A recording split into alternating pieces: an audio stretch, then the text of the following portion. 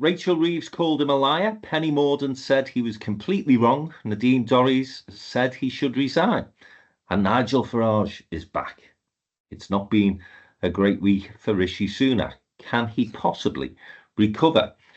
Far-right and populist parties have enjoyed a surge of support in the European elections. What are the implications? And closer to home, the end of an era, as Joanne Roney swapped Manchester for Birmingham.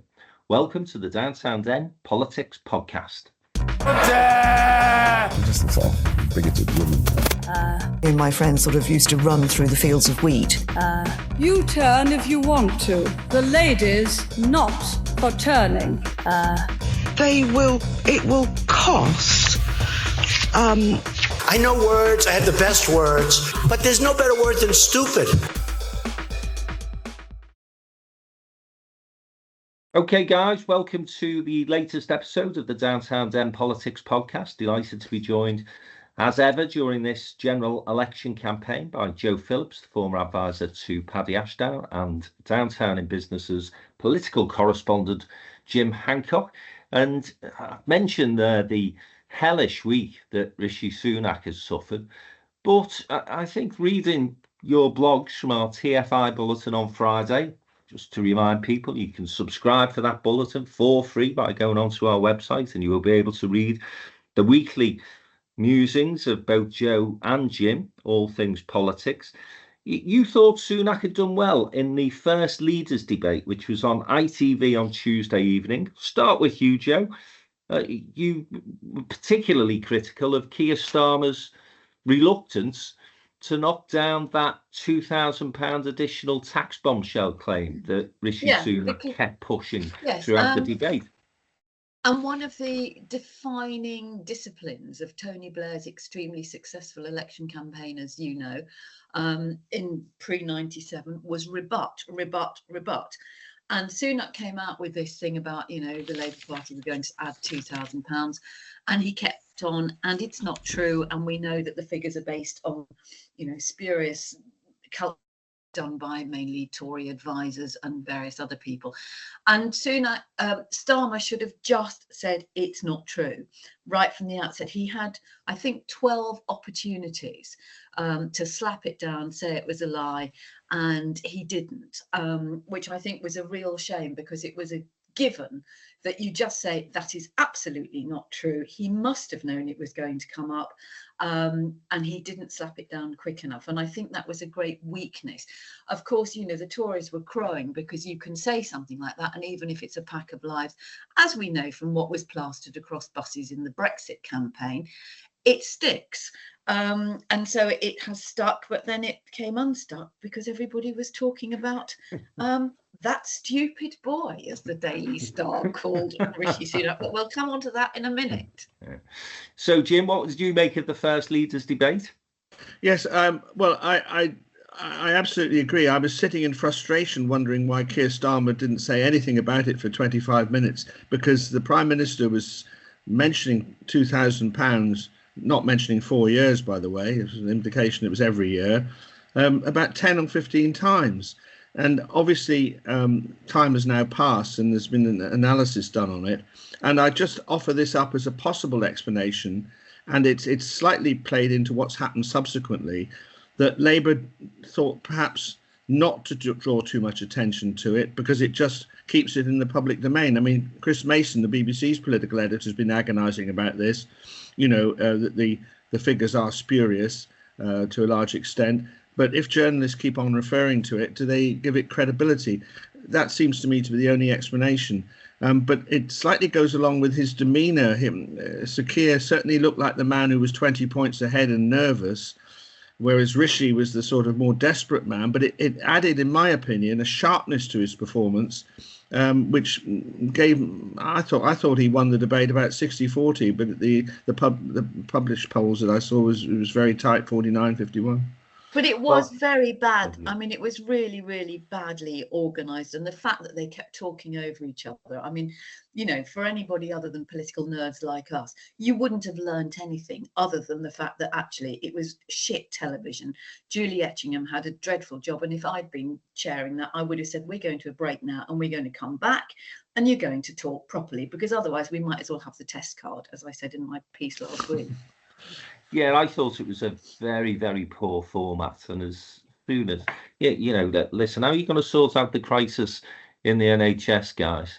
And you've got 45 seconds to tell us how you're going to do it. I mean, total and utter nonsense. And then, you know, listen, I get why television loves this audience participation crap, but you know, Maggie from Margate, what do you want to ask? And you just look at that and think this isn't going to be a serious debate. No. But coming back to the point in terms of the performance of both, I mean, you're right, Jim, that snap poll suggested that Rishi Sunak had won the debate 51-49, but then subsequent polls, one in The Sun that was published the next day in particular, 53% of people against 39% thought Starmer had performed better. So, you know, I didn't watch the debate, the sort of things that I get totally frustrated by. And, you know, something would go through the television set, I'm afraid, if I was watching it. Worse than watching Everton. So I decided not to watch the debate, to catch up on the highlights, was following it a little on social media, was getting some text messages. And this is interesting. Tory activist who I know very well was watching it with a couple of his colleagues, and he texted me at the end saying that was a car crash from Sunak. So it's interesting that the Conservatives' perspective was that. And then I had Labour supporters texting me saying Starmer looked really nervous and it took him about 20 minutes to warm up. So I think my reflections on a debate I didn't watch but saw all the reports from is it was probably a goalless draw. You know, quite tedious, and none of them really landed any distinctive blows. As far as the tax issue is concerned, I agree with Joe. I think Keir Starmer needed to knock that down far more quickly. Subsequently, obviously, this letter has come out from the head of the civil service, or at least from the Treasury, saying those figures were not independent figures. We did not produce those statistics, and therefore you cannot level the fact that we are saying Labour will cost you £2,000 during the Parliament. That's the point that you were making, Jim. It's not even £2,000 a year additional tax, £2,000 across the whole of the Parliament, going off the Conservatives' figures. If I was Labour, what I would be doing now is very quickly calculating on the same basis and the way that the Tories have measured Labour's promises, what all these promises the Conservatives are making are going to cost us in additional tax. Because this morning I'm listening to ministers on radio programmes saying we're going to get an extra 8,500 police officers. That adds to all the other commitments that the Conservatives are making. So I don't think it's going to move the dial as far as the polls are concerned. And again, looking at some polls that have been produced over the weekend, the opposite is the case. Labour's lead has increased. But I do think Keir Starmer, in subsequent debates, I think he may be doing another two now, one on Sky, one on the BBC, needs to improve his performance significantly, because all those polls, although they're well ahead Labour, still telling us that people are not convinced Labour is ready for office. And that is going to be the challenge. They win a big majority in particular. The expectations are going to be high, I guess, but the honeymoon period could be very short. So he's got to do better in subsequent debates. But moving on to that other debate that was can I just say very briefly, apparently Labour did have the Treasury letter, and as I said in my blog, he should have flourished it, you know, and said I have in my hand, you know, and done it like that. He should have been. But then is Keir Starmer that sort of theatrical character? Again, if you look at the format of the debate, he's a barrister by trade.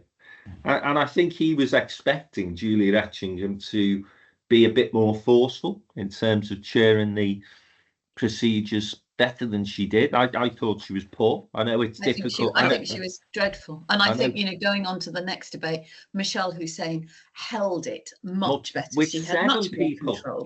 with seven people, much more difficult. I mean, the other thing that, Keir Starmer could have done and should have done, and what they should have done straight afterwards, is use the figures that were collated by Best for Britain, 130 billion pounds wasted since 2019. 26 billion pounds a year. You just keep ramming it home. It's not about how much tax you pay, it's what it gets spent on. They need to change the argument. Absolutely. On the format, on the format thing, what are you two guys saying? I mean, the alternative to the cut and thrust, which I know sometimes it got incoherent, would be, I guess, you have 3 minutes each to present your case. Then there's a rebuttal. Then there's another 3 minutes. I mean, the argument against that is that people wouldn't watch it. I don't know what. I don't like it. But again, Jim, who watched it anyway, other than political geeks? Yeah. Well, it's about 5 million. The figures were 5. Well, the figures were 5 million. But again, how many watched throughout the whole programme? How many switched off after 10 minutes? As Joe was saying, you get totally fed up. And in the end, I'm not sure that these debates take us anywhere in terms of giving people information that they really need in terms of making a final decision, or giving politicians the right sort of platform to present a case in an articulate way.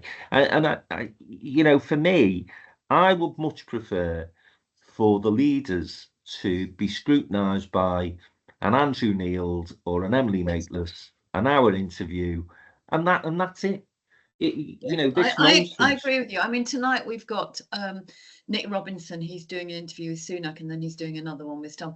And I think you will learn far more from a proper interview, well researched, where the idea that the general public are going to catch a politician out is not likely to happen, particularly in the controlled environment of an invited audience. I mean, I know they're not invited for party reasons, but they're balanced. But you're more likely to find that on the streets when somebody's canvassing.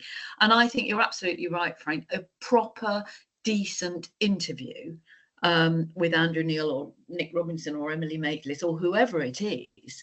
And also you learn more, as we know from Liz Truss, who made the fatal mistake, and Jim and I will care a lot about this, of thinking that local radio doesn't matter.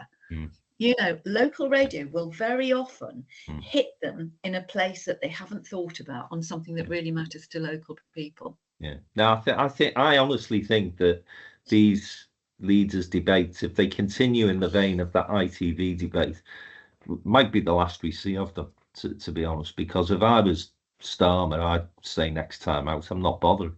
And you'll get a day's headlines saying you're a coward, but that'll be the end of it. And you can just move on and do your campaign and stuff. But the debate on Friday, Joe, I think you were a bit more impressed with that. And certainly, Michelle Hussein did share it much better. Michelle Hussein was much, much better. There was much more discipline. I thought Penny Mordaunt seemed to have had a personality transplant and looked like something a cross between Lady Penelope and Hillary Clinton. I mean, her hair was so sprayed, it was like Lego. And she seemed to have developed a strange sort of mid-Atlantic accent. But the thing that appalls me most about her was that, one thing you say about Penny Mordaunt, who I like very much, actually, is that she's dignified. She was so undignified with her jabbing at Angela Rayner. But I thought, the SNP and Plaid Cymru came across really well. I thought Carla Denyer for the Greens was very personable. I thought Daisy Cooper was very plausible. And Nigel Farage on the end, as somebody said to me, just looked like Alan Partridge turning up at a wedding. And he didn't get the response that I think he was expecting. So it was actually much more instructive. And the politicians were much more eloquent, and they got longer. They weren't on a battle. But I thought Penny Mordaunt was very disappointing. Jim, did you watch Friday's debate?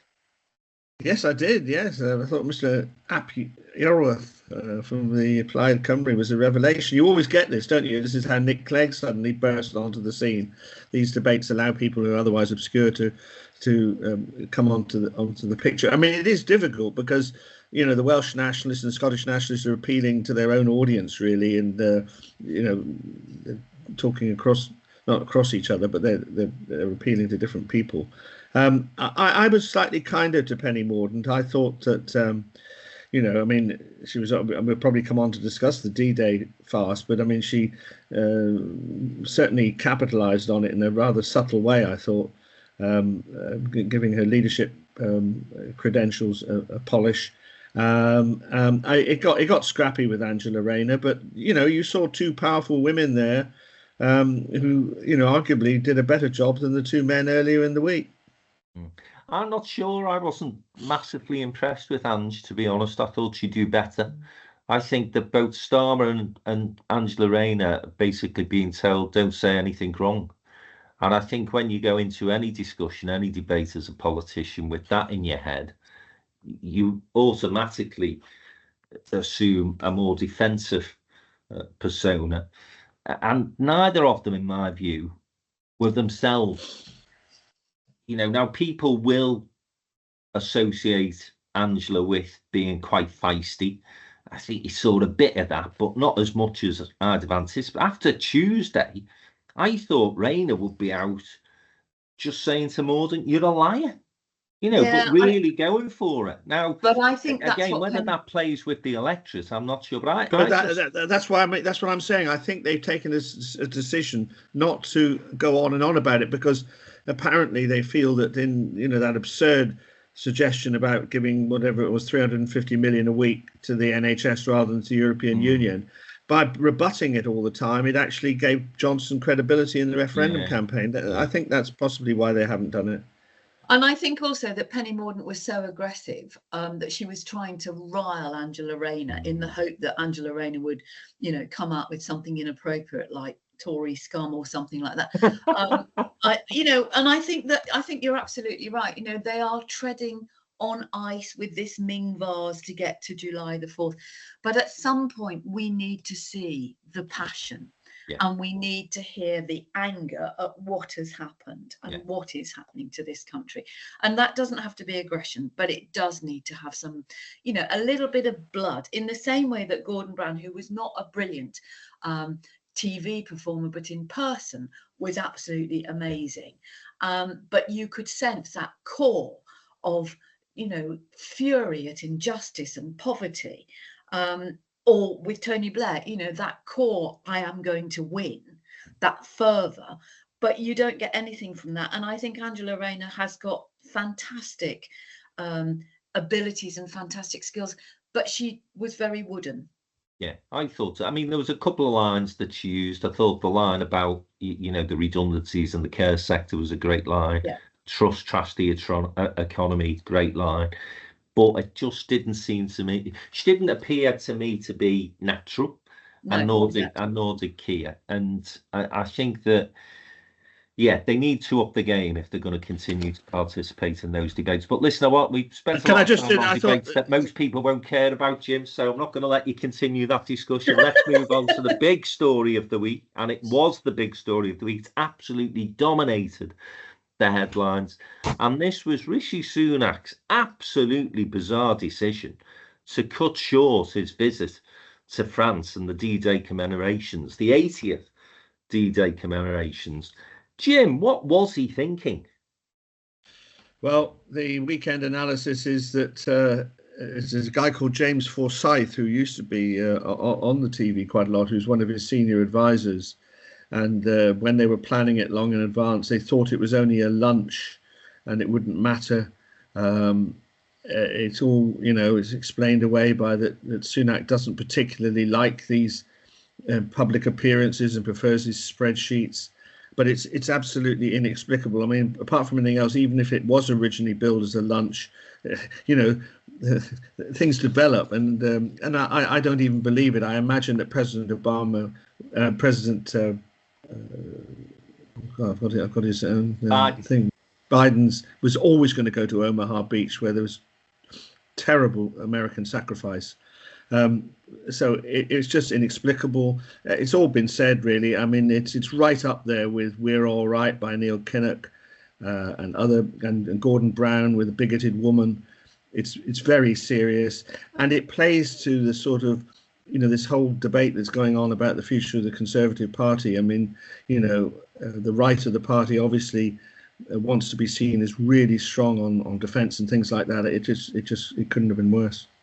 Well, given the fact that I think it's much worse. Sorry, Joe, but given the fact the first fortnight of the Conservative campaign appeared to be aimed at their base vote, the pensioner vote, the quadruple lock, the national service announcement. If you want to piss off people who are over 60, then I'd have thought that cutting short your visit to the D-Day commemoration is absolutely the way to do it. It's just a remarkable decision.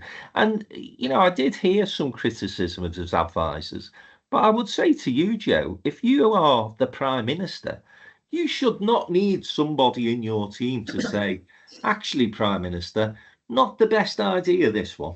No, but you've said this before, Frank. He's not instinctive. He's not instinctive as a politician. I don't think after this that he's instinctive as a human being.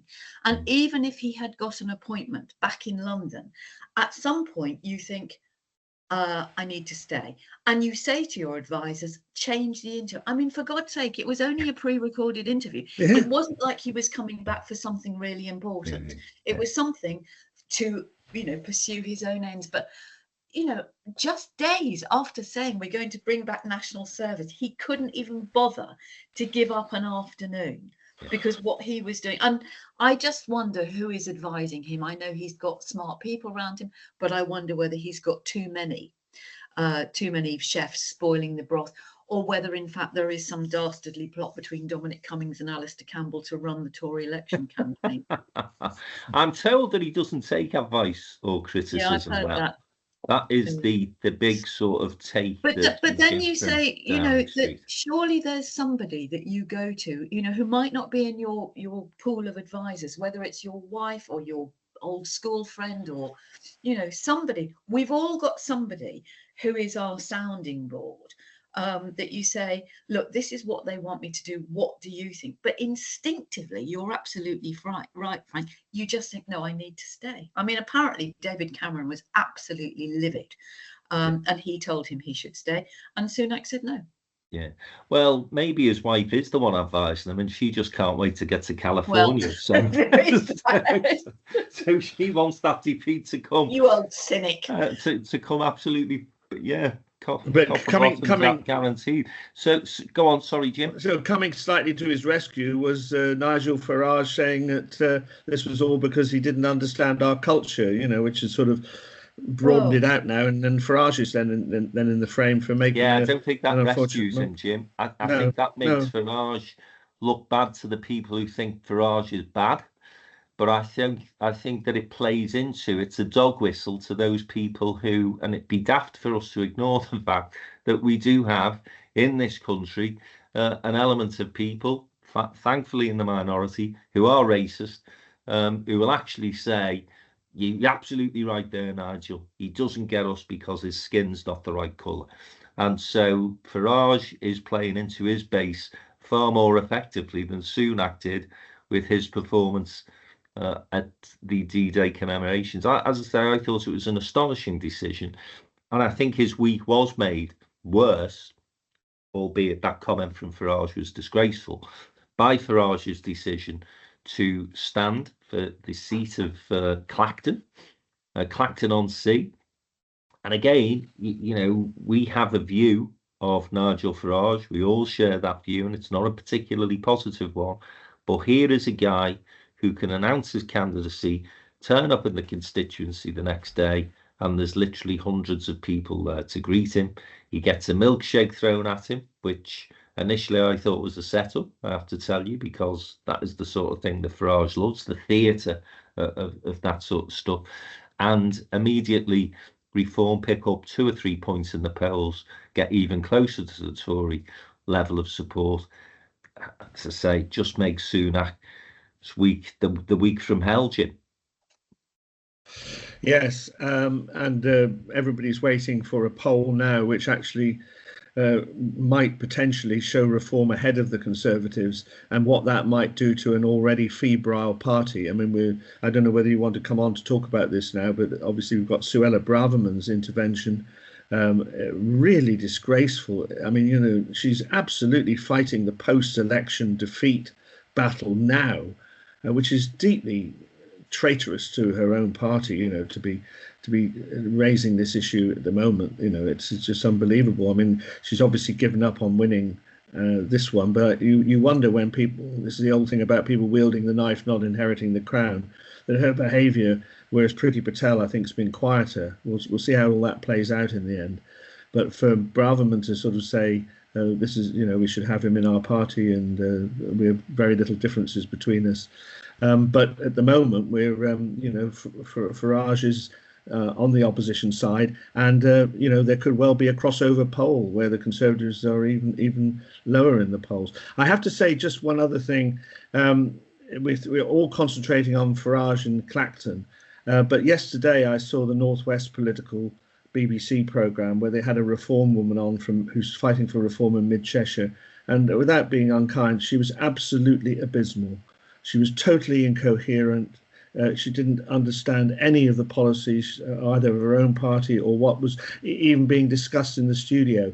So I think out on the ground, the reform army is thin. Now, you know, that won't be particularly effective in terms of, you know, it'll be a national feeling around Farage, but their local candidates in many places are either incompetent or else unvetted and racist in some cases. I'm guessing half of them can't read and write.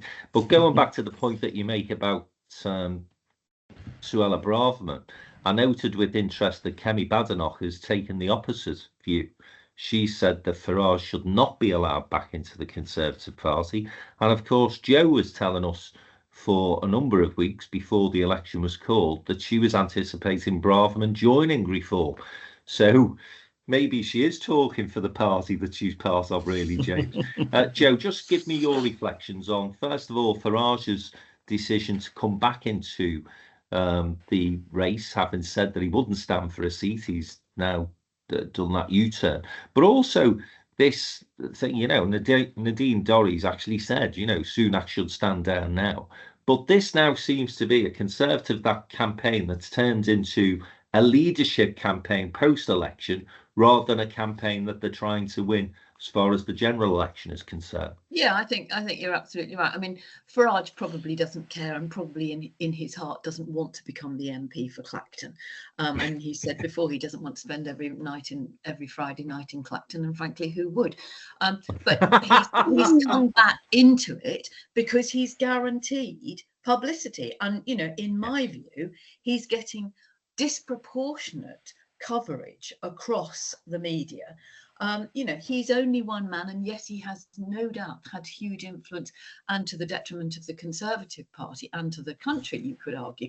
But he is getting far more coverage than a party that is actually a business organisation deserves.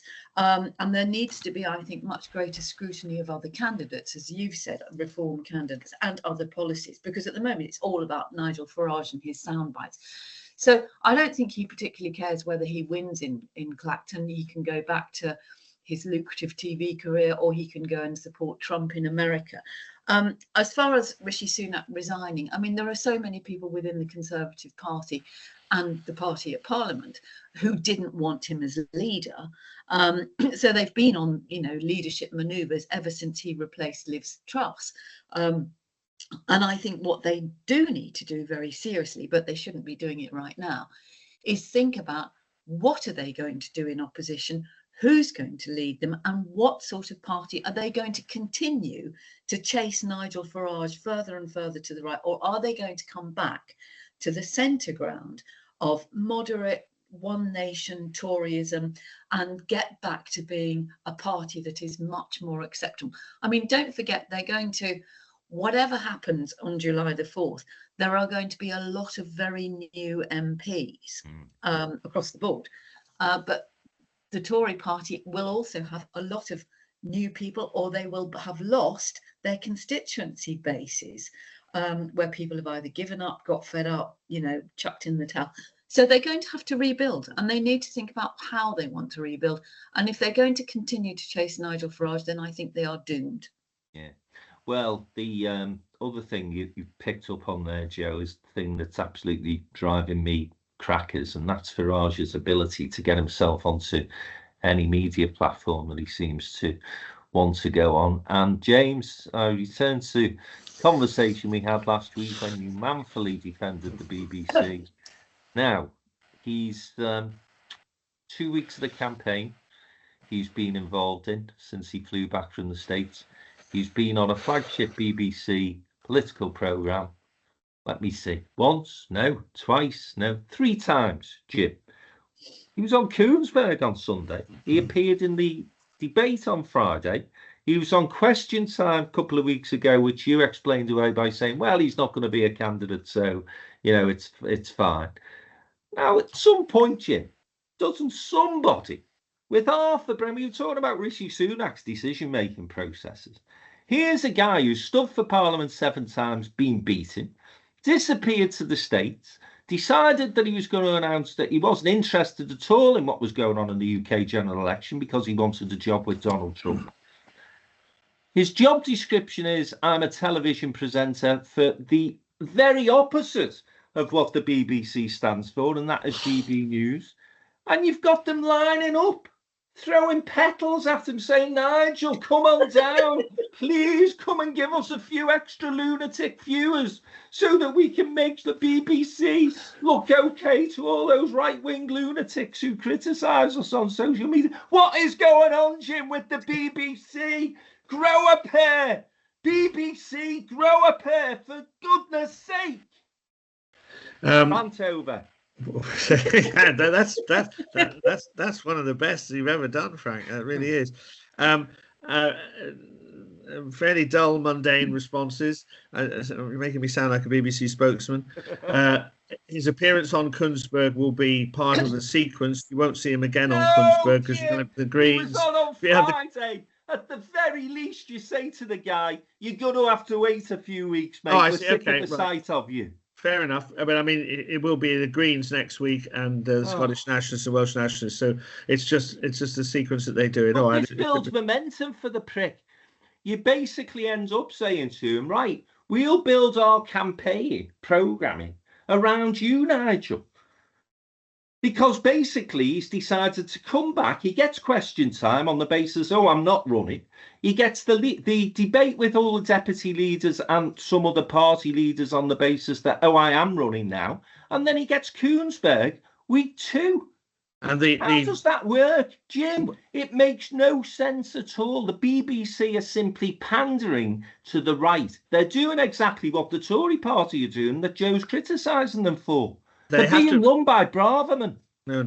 They have to also recognise that there may be some polls out later this week which has Reform as a second party. So Reform are certainly in this context. So polls dictate to what the BBC do now. And thirdly, of course, if somebody can get themselves on a poll showing that they're doing well, never mind how many representatives they've got in Parliament or how many parliamentary elections they've lost. Listen, if you're doing well in a poll that's run by the Daily Telegraph, tell you what, mate, we'll put you on Koonsberg's show on Sunday. And lastly, of course, the BBC are in the hands of the political party that puts them up. I think Mr. Tice does a reasonable job. I also think there's a man called Mr. Habib, who I think is the deputy leader of Reform, who I think does quite a good job.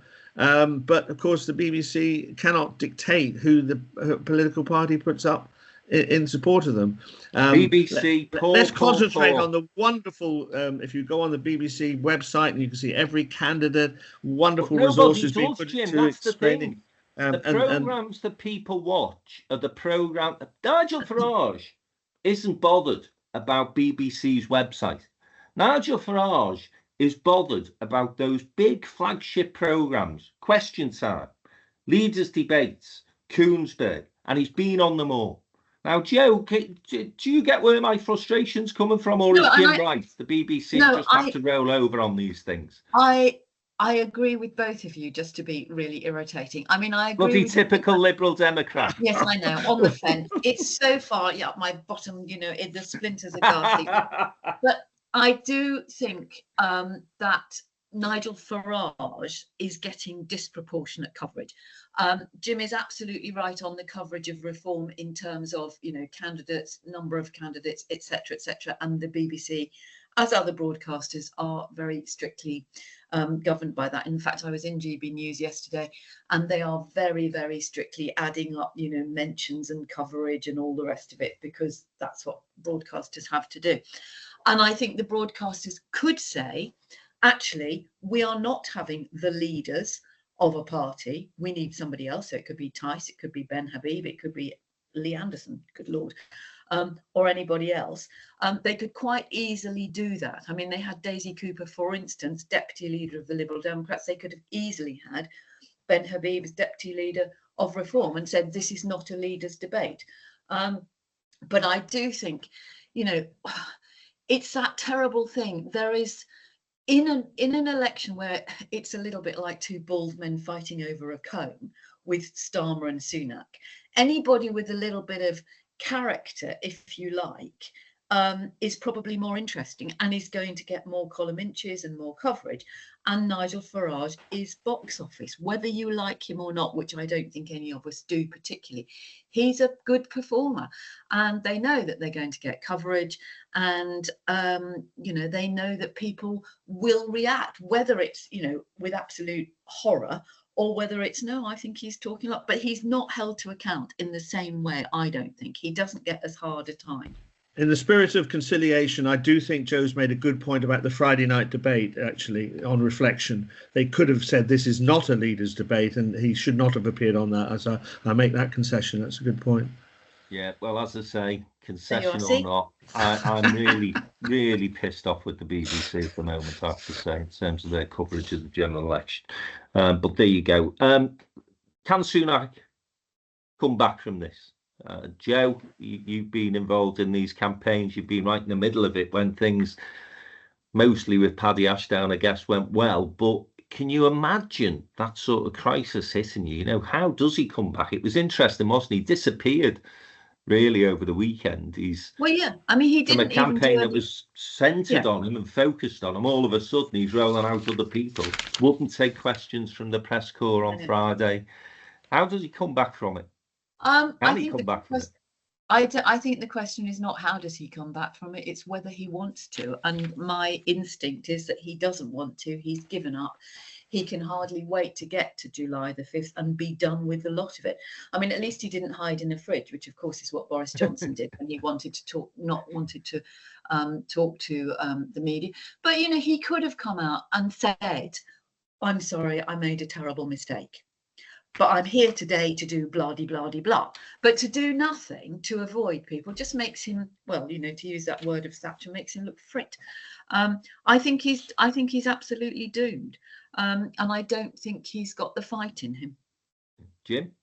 I think they ought to use other people. Gove is problematic because he's sort of thrown the towel in. But Mordaunt ought to be brought more to the fore. And people who are, and the question I want to ask you both is, where is Boris Johnson? I mean, they keep saying he's abroad and so on, but what is our interpretation of Johnson's absence from the campaign? I mean, is it that they're frightened he would just bring up toxic messages about Partygate and things like that? But it is, quite extraordinary that he's absent, unless that is the explanation. I think it's a combination of two things, isn't it? Firstly, he doesn't want to be involved, and secondly, Sunak doesn't want him involved either. If you look at polls, Johnson is not the popular character that people may assume him to be. There is an awful lot of anger around Partygate still, and I think he'd be an easy target for Labour if Johnson did come back. So I can understand why he's not been involved in the campaign. The one other personality, if I can use that term in regard to this fella, that I did want to mention was Richard Heldon, the Tory chairman, who's been on the chicken run from the northeast to a seat in the south, parachuted himself into a safe Tory seat. Not sure it is going to be a safe Tory seat now, because apparently the Conservative Association locally have down tools. They won't be doing any campaigning for him. A rather remarkable story, Jim. We spoke a couple of weeks ago about the way leaders try to use this sort of period where MPs stand down and you try and put some of your mates into decent seats, because obviously you want a parliamentary party that's going to be supportive of you. But it seems that this guy, Richard Holden, as I say, just to remind people, has almost unilaterally decided that he's ditching his North East seat where he had a majority of about 1,000 to go down to Billericay and defend this 20,000 plus majority. Remarkable, right. James. Remarkable. Yes. He hasn't deserted a continuing seat. Northwest Durham was abolished by the Boundary Commission, but you're absolutely right to draw our attention to this, because on the scale of spectacular placements of people, this was right up there, because the Basildon constituency were offered one candidate. Their normal trick is to put in a strong candidate and two weak ones at the last minute, and they at least have three to choose from. And as I said in my blog this week, Kim Jong-un would be very familiar with the procedure. And the other thing that's annoyed people, which goes back to our previous conversation, is some of these number 10 know-it-alls who are seriously cocking up the Tory campaign are themselves at the last minute leaving Downing Street or central office and being placed in winnable seats, which I think there's a serious divide now between Conservative central office and number 10, which is playing into this campaign. But as you rightly point out, Basildon was a particularly spectacular example. We have to say that people like Torsten Bell have got a nice seat in Aberystwyth, and Labour have done a bit of placement as well in the last week or so.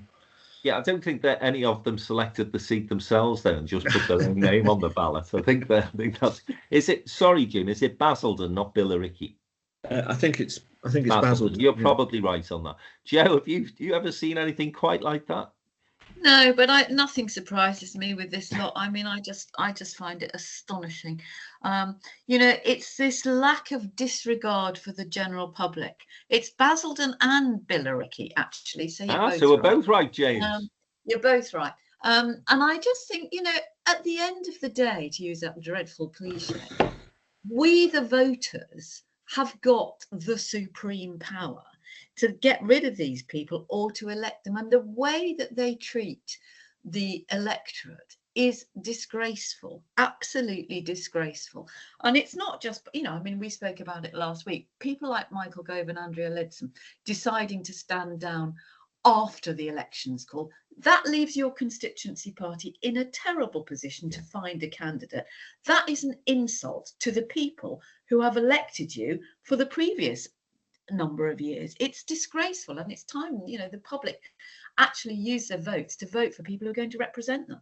And sometimes people are told to hold back on their retirement decisions even though they've made them, so that their seats are at the disposal of the apparatchiks, and that applies to at least two parties, and whether absolutely. The Lib Dems are guilty of it as well, but Labour and the Conservatives certainly.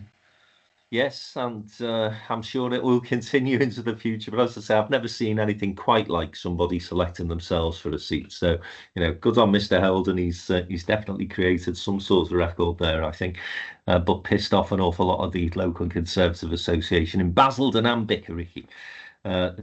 So there you go. We're going to take a short break, and when we come back, we're going to be talking about some very important elections that have already taken place. That's the European elections. Europe went to the polls on Thursday, first time the UK hasn't taken part in those elections since 1979. Some of us are still mourning that fact, of course, but these polls have thrown up some very, very serious challenges for what we would describe as the centre of politics in Europe. So when we come back, we'll be discussing that, and we'll be looking at Joanne Roney's decision to swap the North West for the West Midlands. Stick with us. We'll be back in a moment.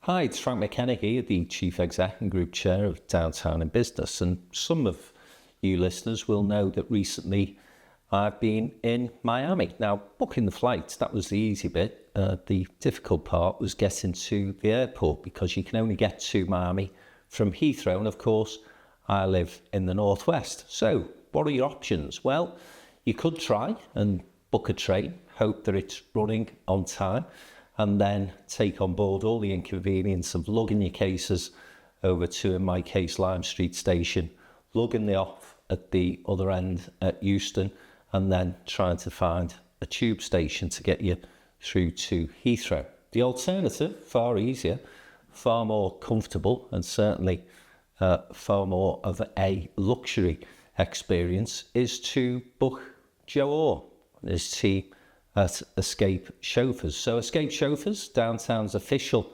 chauffeur and travel partner. They will pick you up at your front door. They whizzed us down to London in about 3.5 hours, a couple of stops on the way, Starbucks. Joe had the champagne on ice as well when we got into his luxury Mercedes people carrier.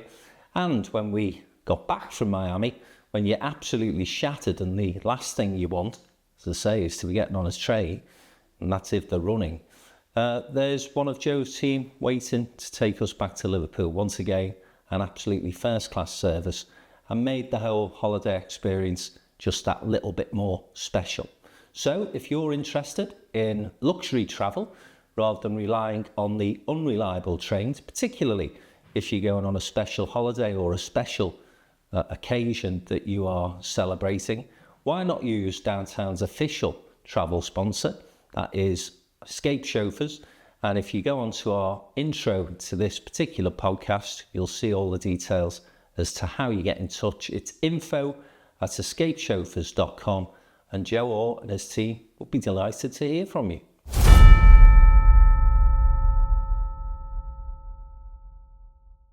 Okay, welcome back to the second part of this week's Downtown Den Politics podcast. Delighted to be joined by Joe Phillips, former advisor to Paddy Ashdown, and Downtown in Business's political commentator Jim Hancock. Of course, as I mentioned before the break, the European elections took place on Thursday. First time the UK wasn't involved since 1979. And quite a night, Jim, for the populist and far-right parties of Europe. Yes, indeed.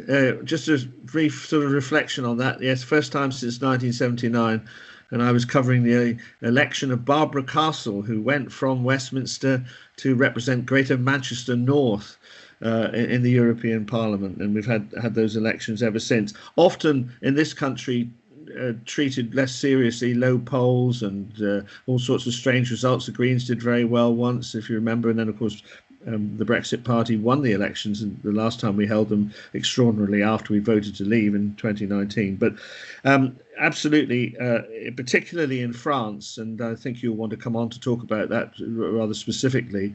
Particularly in France, the far right have done very well. Also in Germany, the German chancellor's had a bloody nose. Austria as well.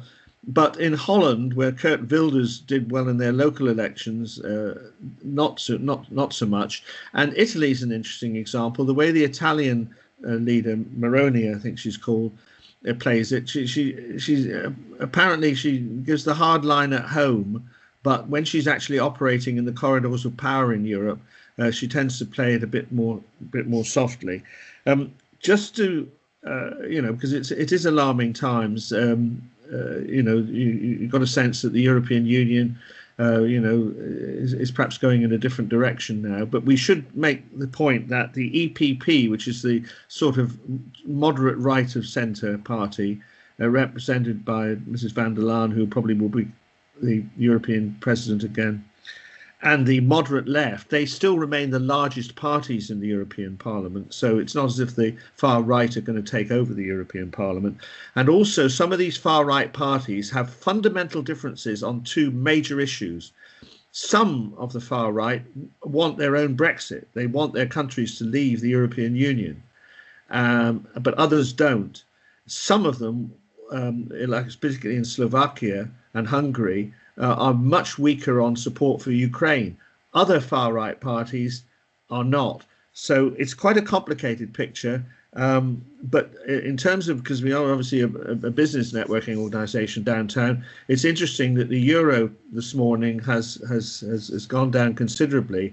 And business is a bit worried about Europe because the Greens got hammered. So the the issue today is whether all the green agenda for greening our economy and all the jobs involved in that's going to be more difficult, and whether political decision making is going to be more difficult, which might damage business. Sorry, that was quite a long answer, but I'm an anorak on the European. No, it was useful, Jim. It gives a good flavour of what the results actually mean and what happened in those polls. I think there's a couple of other things I'll just pick up on. I think Spain, the centre parties did well there.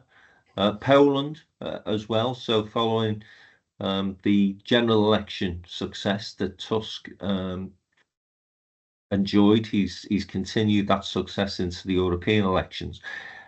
Now we've had this decision from President Macron today to call a French election on the back of the European election results, because Marine Le Pen and formerly the National Front, it's something else now, the name of that party, but they got double the vote that Macron's party got, and he's decided to say to the French people, well, okay, is this really the direction of travel that you want? Because their parliament is already quite sticky. He's finding it difficult as president to get legislation through and to make changes and reforms that he's wanted to make. I think he's got 2 years just over of his presidency left. And he's obviously decided, Joe, well, it's all or nothing, really. Either you want these guys to be running the show, or you want to just give us a bit of a kicking in the European elections, but actually you don't want the direction of travel to be that far right. So come on, tell us what you think. It's a bit of a gamble from him, isn't it? It is a gamble. And the last French head of state did that was Jacques Chirac in 1997. He called snap elections, which ushered in a socialist government, and he ended up a lame duck to Prime Minister Lionel Jospin. So, the risk to Macron is huge. It's also, the timing is bonkers with the Olympics coming up next month in Paris. But I think, overall, there is a huge shift, as Jim so eloquently explained.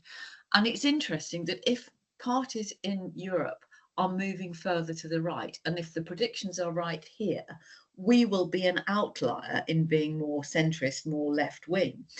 And that is going to present a whole load of challenges in a way to whoever becomes our prime minister, because the big issues are Ukraine, immigration, and environment. If you then factor in the American elections in November, I mean, if I was Zelensky, I would be seriously concerned about what's going on in Europe right now. And I think, you need to have some very cool heads.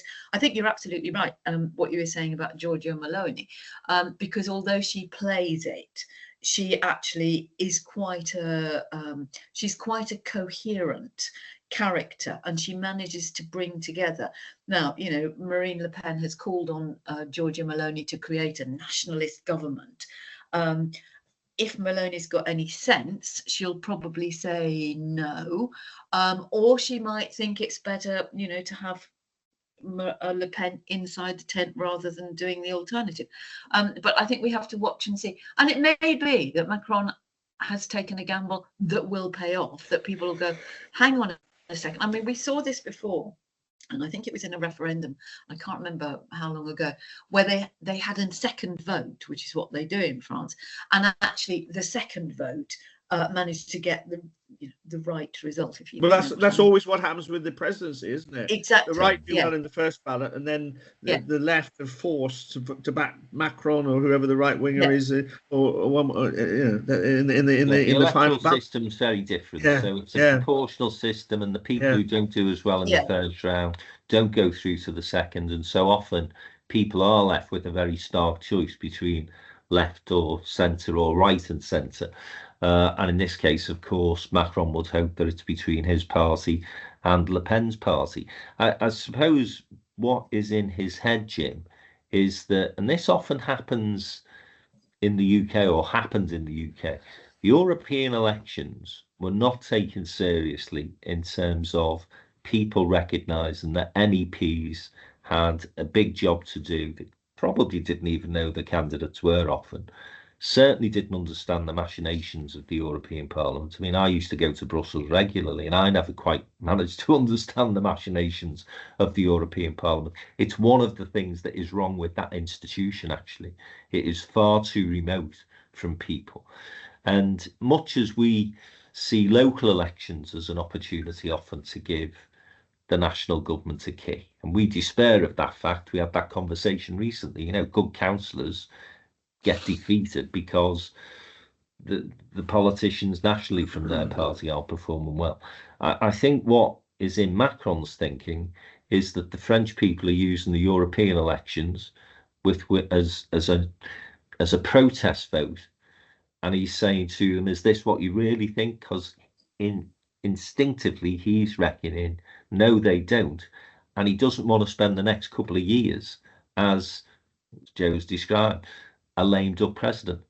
Yes.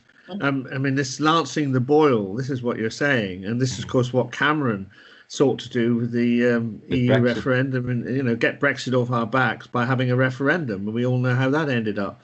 I mean, if I was absolutely forced against the wall, I think his gamble will pay off, that, you know, that they will vote for more moderate people. But there's just a chance that the French people, I mean, Macron is very unpopular, particularly with farmers at the moment.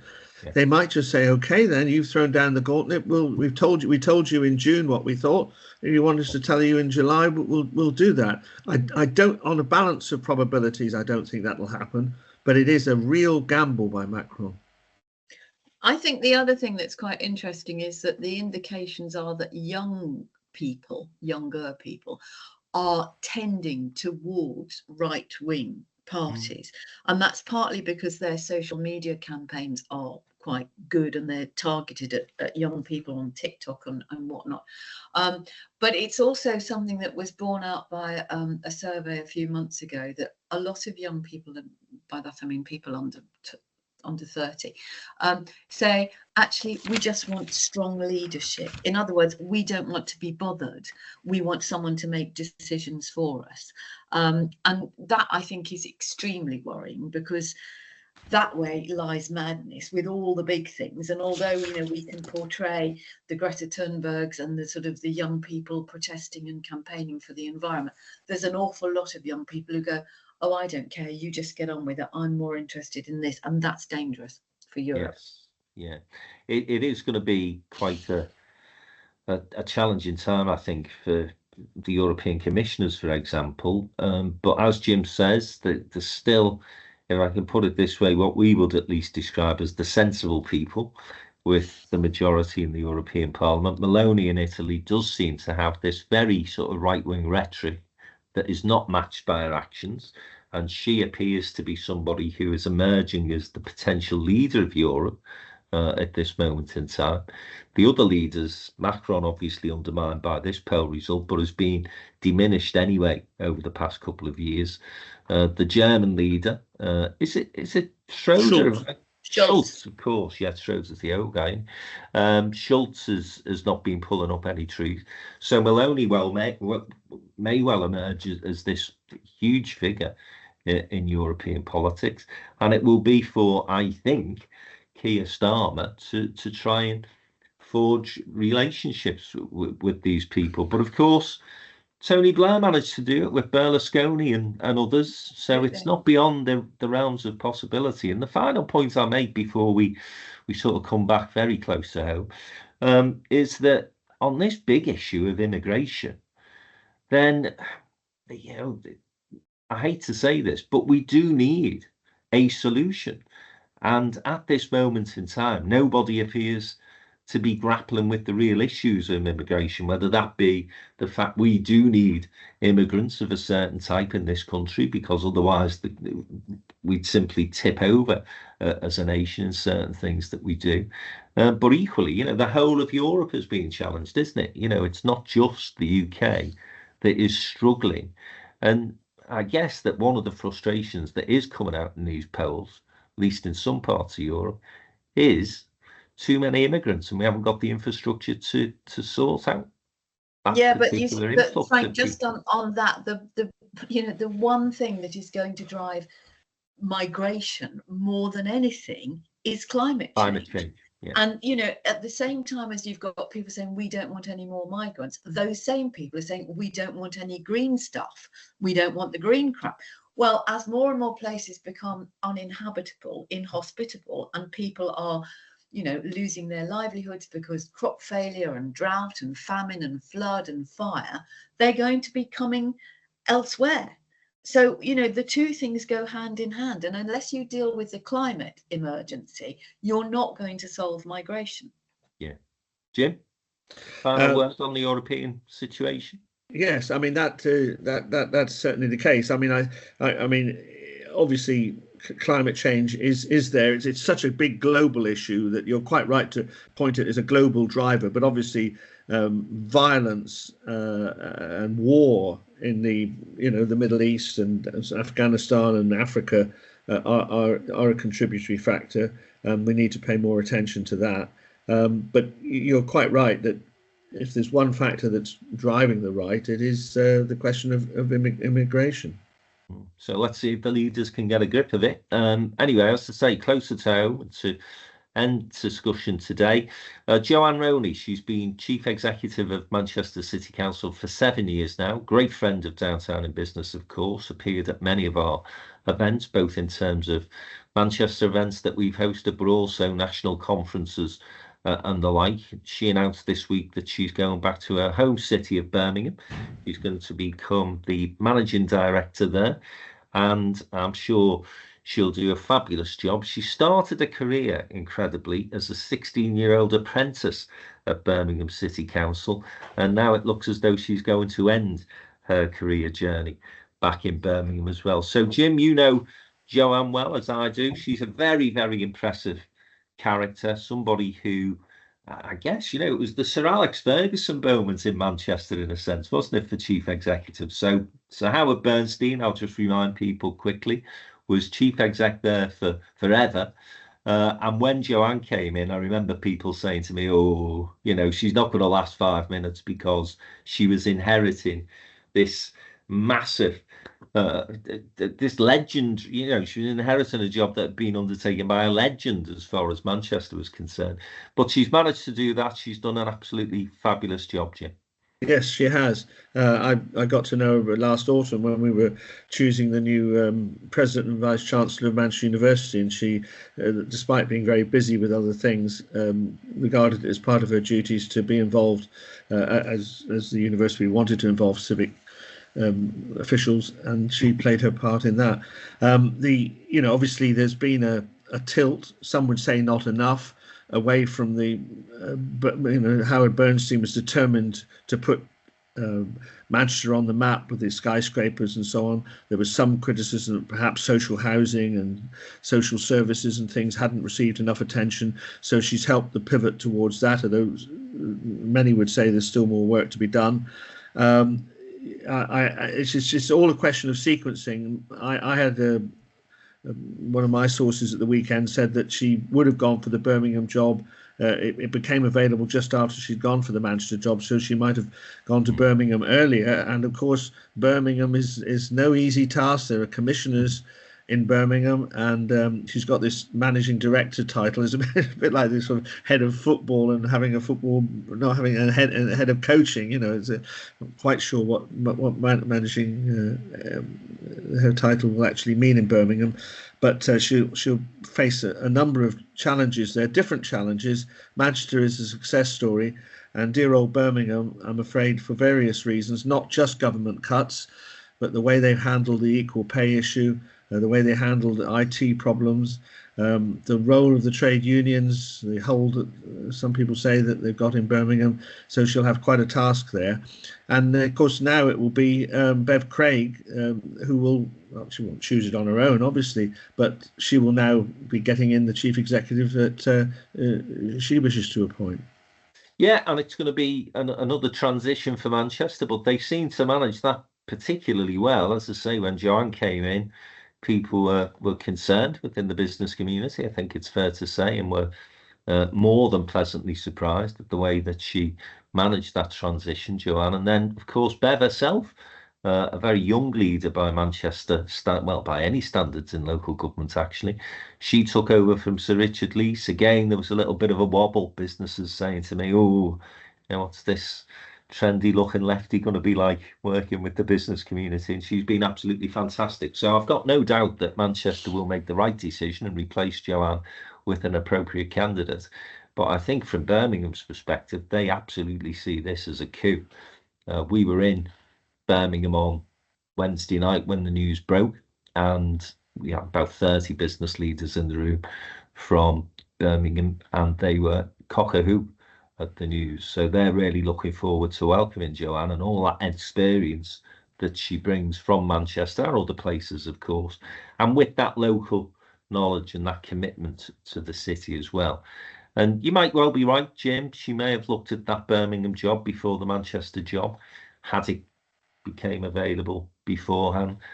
But sometimes fortune favours the brave, and I think that the fact that she did end up in Manchester was probably a good thing, because Birmingham has not, as you rightly said, had the easiest of times in the recent past. And I should say this as well, I felt for Deborah Cadman, who was the chief executive of Birmingham when the commissioners were eventually appointed to go into the city and try and sort things out.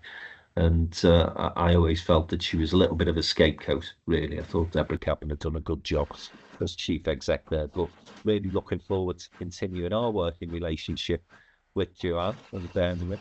And of course, working with whoever the new chief in Manchester is.